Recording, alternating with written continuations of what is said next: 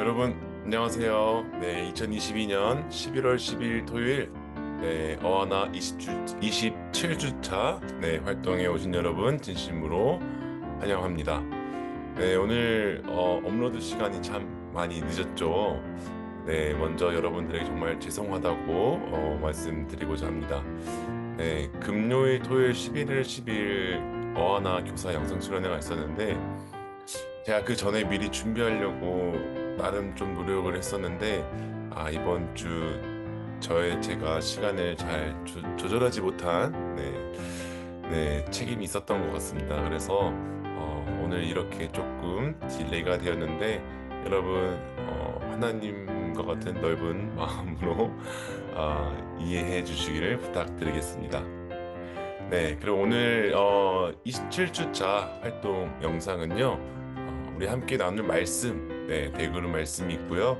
또 우리 다음 주를 위한 강국 영상이 있으니까 마지막까지 살펴봐 주시길 부탁드리겠습니다. 그리고 제가 조금 늦게 올렸으니까 조금 늦게까지 보더라도 꼭 한번 시간 내어서 봐주시길 부탁드릴게요. 네, 그럼 우리 다 함께 오늘의 말씀 바로 이어가 보도록 하겠습니다.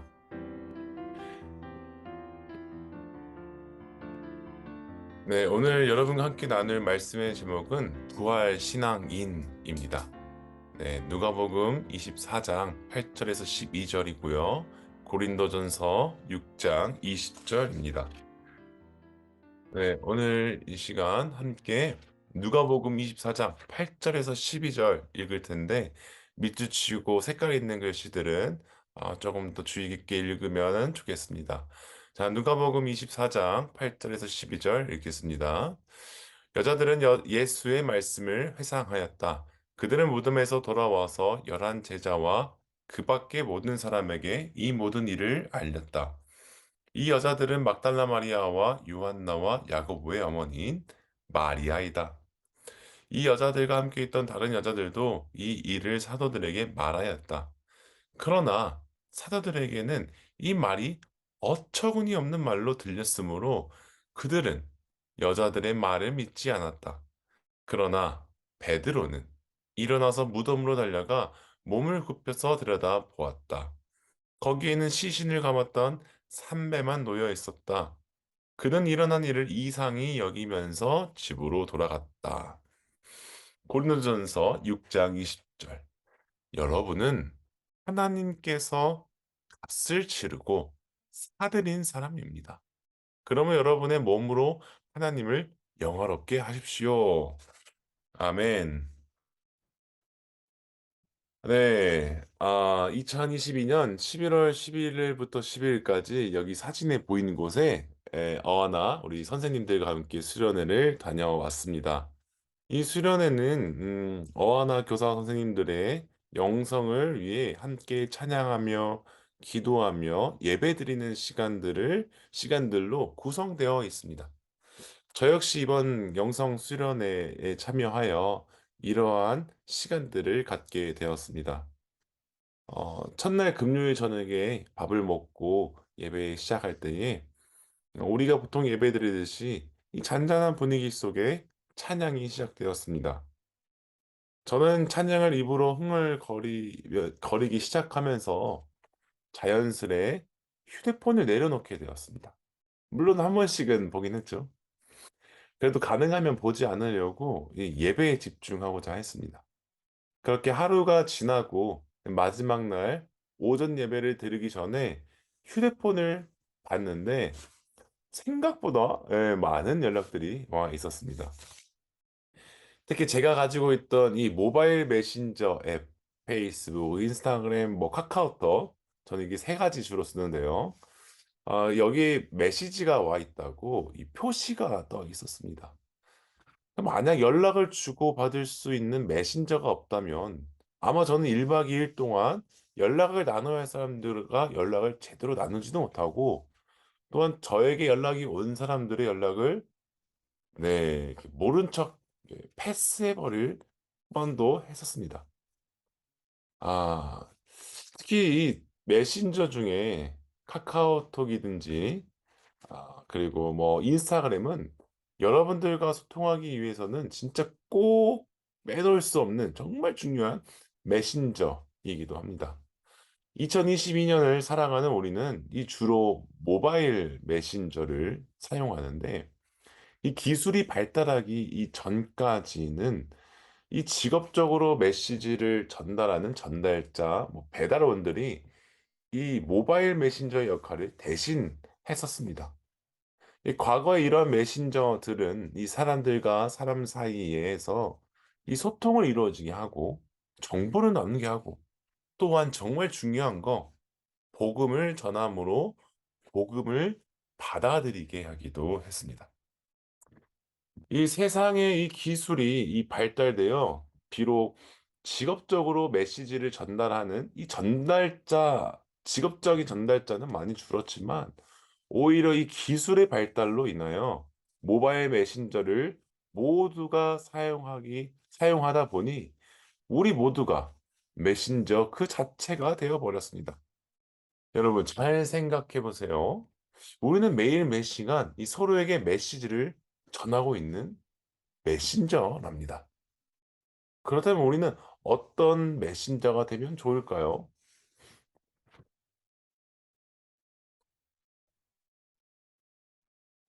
자, 예수님이 살던 시대의 가장 대표적, 네, 멋진 메신저는 바로 예수님입니다.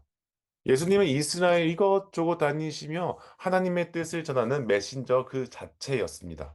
그분의 삶을 쭉 바라보면 처음부터 마지막까지 하나님 나라의 메시지를 전하는 것밖에 없었습니다. 하나님의 말씀을 전하는 그 메신저의 삶이 전부였습니다. 하나님의 말씀을 전하는 이 메신저였던 예수님은 참 아이러니하게도 그가 전하는 말씀, 그 메시지 때문에 십자가 위에서 결국 죽게 되었습니다. 예수님의 죽음으로 하나님의 메시지를 전하는 그 메신저가 사라지게 된 것입니다.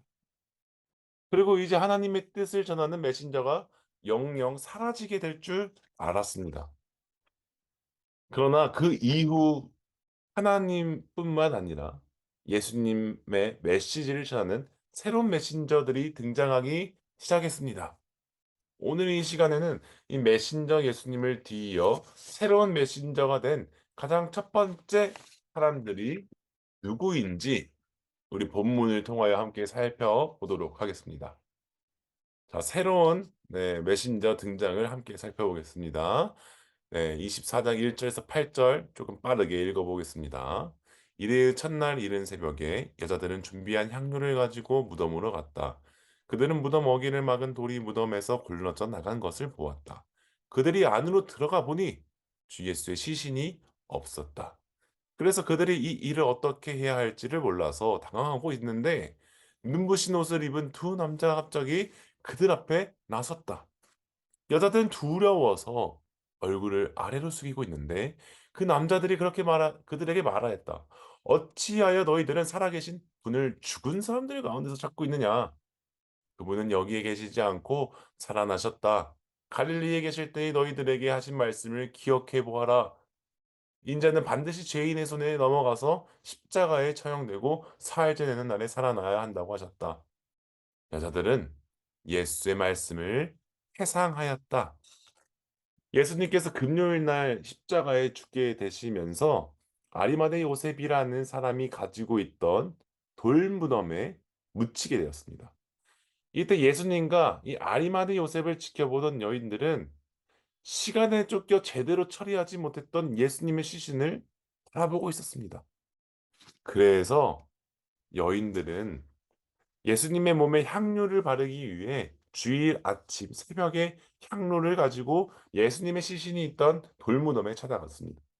이른 아침 복잡한 마음으로 예수님의 시체가 있는 무덤 앞에 갔는데, 아니 이게 웬걸?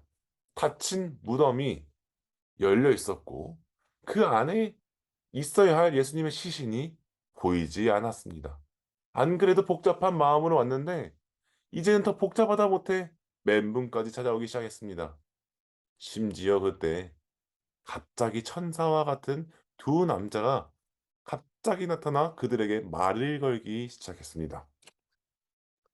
너무 눈부신 두 남자를 쳐다보지 못했지만 그들이 전하는 메시지는 무엇인지 정확하게 들을 수 있었습니다.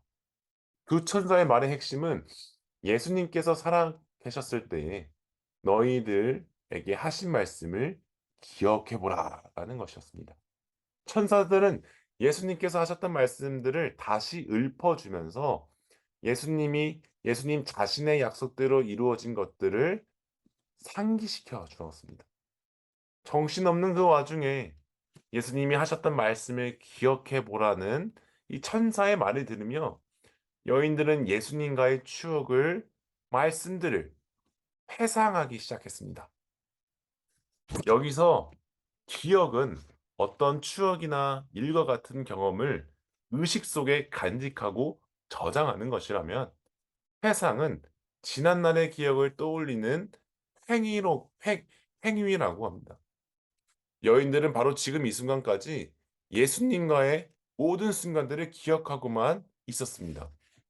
그러나 여인들이 예수님과의 이 기억을 회상하기 시작하면서 예수님과의 모든 추억과 말씀들을 과거에서 현재로 가지고 문자적 말씀에서 살아있는 약속의 말씀으로 가져오면서 여인들은 새롭게 바라볼 수 있는 시선을 가지게 되었습니다. 그러므로 여인들은 돌무덤 안에서 열린 돌무덤과 이 사라진 시신을 보며 당황하는데 그치지 아니하고 돌무덤 안에서 사라진 시신이 지금 어디 있는지 새롭게 바라볼 수 있게 되었습니다. 바로 예수님께서 부활하셨다는 사실을 알게 된 것이죠. 예수님의 부활 사실을 믿기 시작했던 것입니다. 여인들은 이제 까맣게 잊고 있던 예수님의 부활 소식을 11 사도 그리고 다른 모든 이에게 들은 대로 메시지를 전하고자 마음을 먹고 예수님의 부활 소식을 전하기 시작했습니다. 비로소 하나님의 메신저인 예수님에 이어 이 여인들이 하나님의 메신저, 부활하신 예수님의 메신저가 되었습니다. 자, 다음으로 우리 또 누가복음 24장 8절에서 12절, 9절, 8절에서 12절 읽어보도록 하겠습니다. 여자들은 예수의 말씀을 회상하였다. 그들은 무덤에서 돌아와서 11 제자와 그 밖에 모든 사람에게 이 모든 일을 알렸다. 이 여자들은 막달라 마리아와 요한나와 야고보의 어머니인 마리아이다. 이 여자들과 함께 있던 다른 여자들도 이 일을 사도들에게 말하였다. 그러나 사도들에게 이 말이 어처구니 없는 말로 들렸으므로 그들은 여자들의 말을 믿지 않았다. 그러나 베드로는 일어나서 무덤으로 달려가 몸을 굽혀서 들여다보았다. 거기에는 시신을 감았던 삼배만 놓여 있었다. 그는 일어난 일을 이상히 여기면서 집으로 돌아갔다. 여인들은 이 무덤에서 돌아와 이 모든 사람들에게 돌무덤 안에 있던 예수님이 부활하셨다라는 소식을 알렸습니다. 여인들은 하나님의 그리고 예수님의 메신저가 되어서 모든 이들에게 복음이 되는 예수님의 부활 소식을 전하였습니다. 그러나 예수님과 동고동락한 제자들이 이 메신저가 된 여인들의 말을 어처구니 없이 듣고 판단하며 심지어 믿지도 않았습니다. 예수님과의 이 3년을 함께했던 제자들은 예수님이 부활하실 수 없는 분이라 판단 짓고 있었기 때문입니다.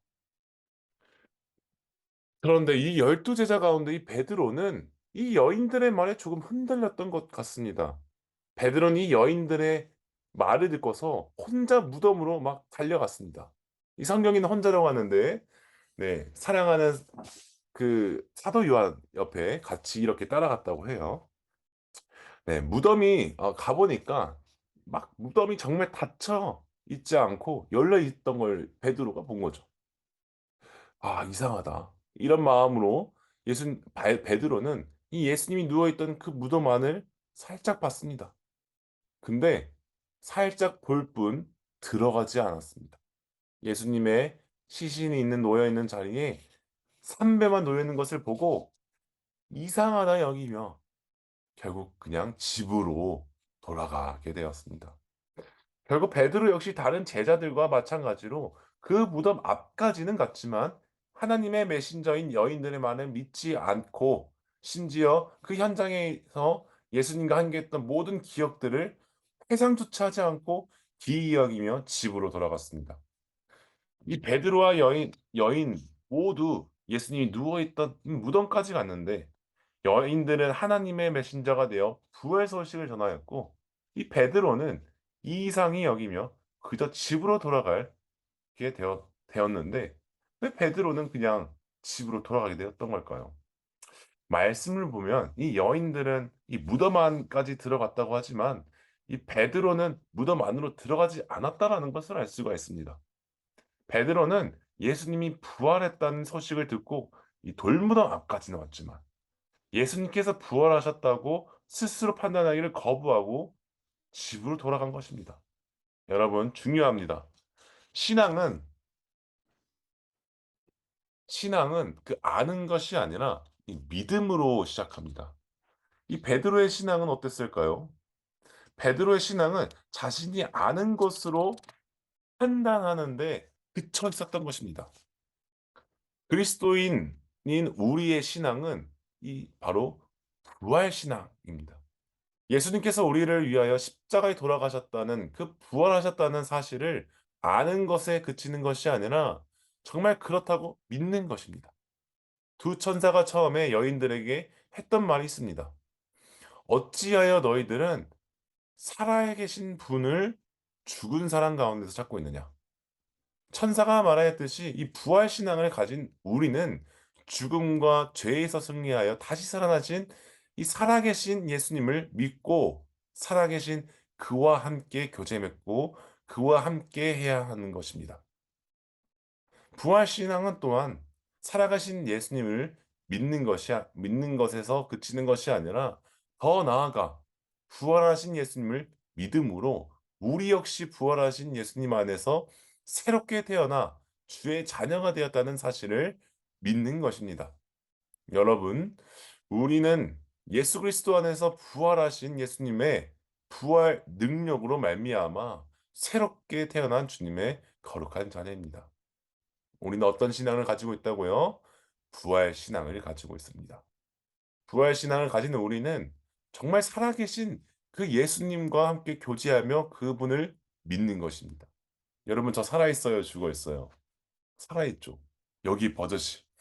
여러분 듣고 있는 여러분들, 생각하고 있는 여러분들, 먹고 있는 여러분들 살아있어요? 죽어있어요? 살아있죠.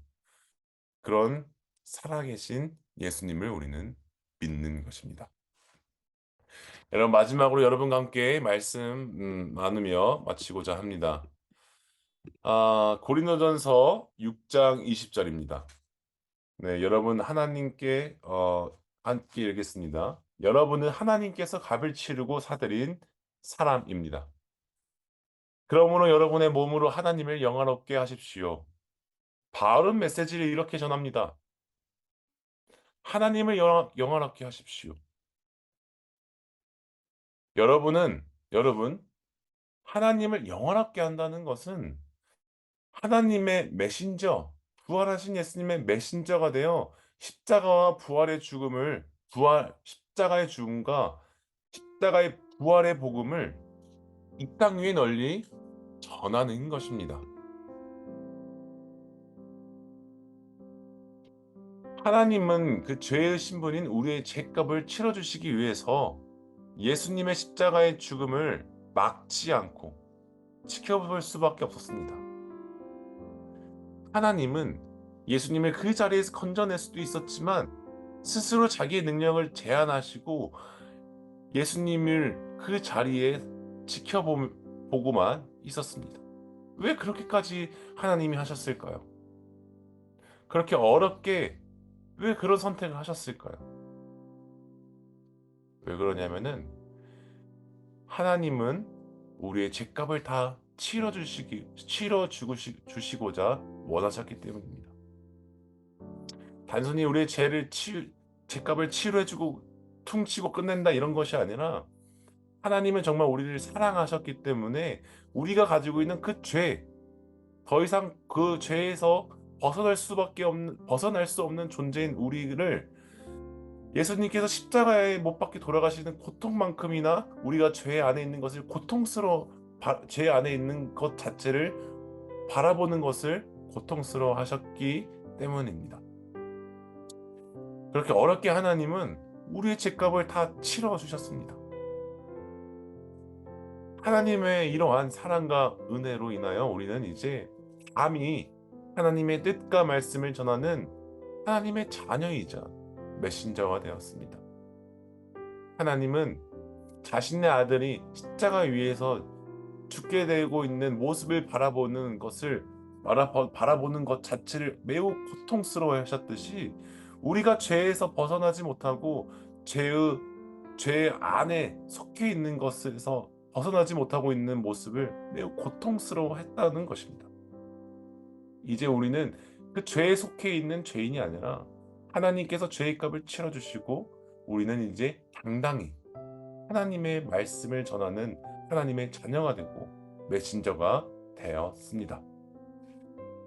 이 비어있는 돌무덤 안에서 예수님께서 부활하셨다는 소식을 발견하고 그 복음을 많은 사람들에게 전했던 이 여인들과 같이 오늘 우리가 각자 서 있는 땅 위에서 이 부활신앙인으로서 이 부활신앙을 가지고 하나님 앞에 거룩한 메신저가 되기를 소망합니다.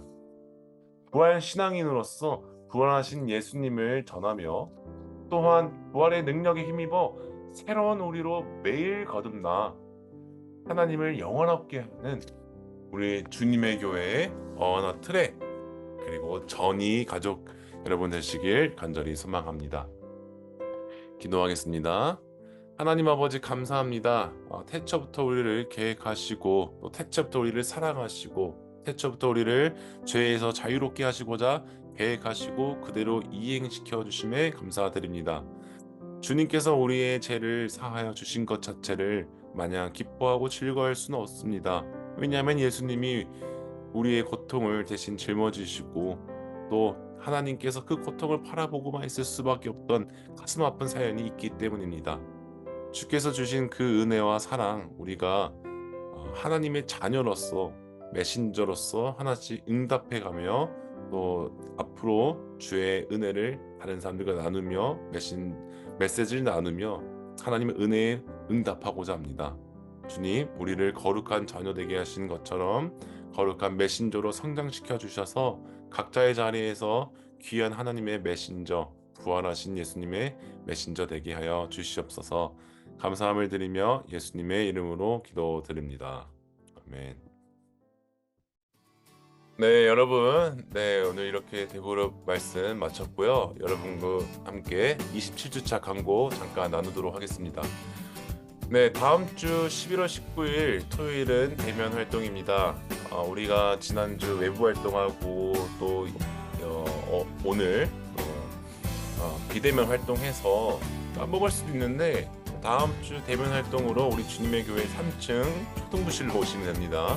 단복, 핸드복 챙기시고 또 우리 9시 20분까지 늦지 않게 와주시길 부탁드리겠습니다. 또한 우리 이번 주 28주차에는 4.6가 어하나 트랙 조금 전해야 할 것을 전한다. 그리고 어하나 전이 다시 10일가 책임 완수하기입니다. 네, 우리 11월 마지막 주가 종강하는 날입니다. 네, 앞으로 2주차 남았는데 마지막까지 건강 챙기면서 또 잘 따라와 주시고 또 우리 선생님과 전사님 잘 이끌어가 주시길 부탁드릴게요. 자, 그러면 우리 또 다음 주 얼굴 보며 만나도록 하겠습니다. 자, 여러분 그럼 다음 주에 만날게요. 안녕.